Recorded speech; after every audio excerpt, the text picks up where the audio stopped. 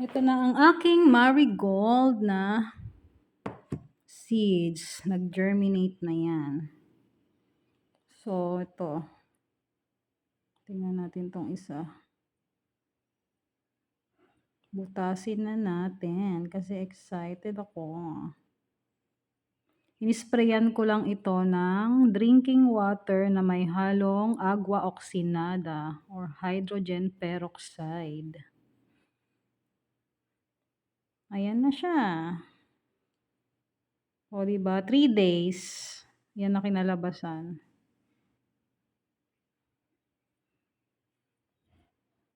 Trip ko lang ganyan-ganyanin. Magmo-moist pa kaya yan. Tinanggal ko na yung ibabaw. Ayan. Tapos itong isa. Excited lang ang lola nyo. Ay, napunit ko pati ilalim. Ayan. Marami talagang gamit tong tools na ito na pang dentista. Ayan, pang dental pala, pang dental. Ayun pa, may isa pa dito. Oh. Buksan na natin. Kasi excited ang lola mo. Ayun, sumingaw na. Pangarap nilang makasingaw. Ayan na. Ayan, oh. Diba?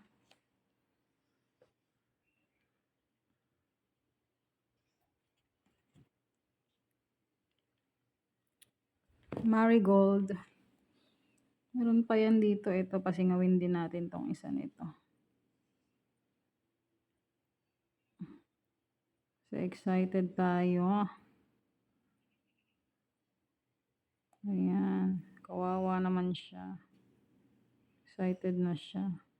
O baka naman ako lang yung excited. Ito pa, ito pa. Ito pang isa.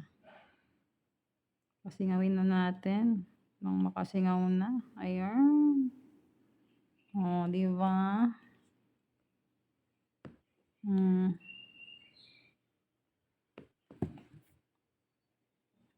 Ayan na. Ito pa. Meron pa palang isa dito. Singaw na. Ayan. Yehey! Singaw na daw siya. Ayan. 20 seeds tong nilagay ko dito. Ilan kaya mapapala ko? Ilan kaya ang mabubuhay? Kasi ito parang hindi pa nag-germinate. So, 1, 2, 3, 4, 5, 6, 7, 8, 9, 10. 10 pa lang. Itong isa, ito, parang pang 11, 12, 13, 14, 15, 16, 17, 18, 19, 20, 21 pa nga yan eh. 20. Ay, ito, meron pa oh. May pang 11 na ako. Ayan. Diba? Nakaka-addict din maghalaman. Basta tutubo, ma-addict ka talaga. Pinakilaman ko na sila. Mabubuhay pa kaya to? Excited na ako ilagay yan sa seedling bag na may magandang lupa. Ay! Medyo na-touch ko. Ang mangyayari? Ganyan lang siya. Ayan. Bye-bye na.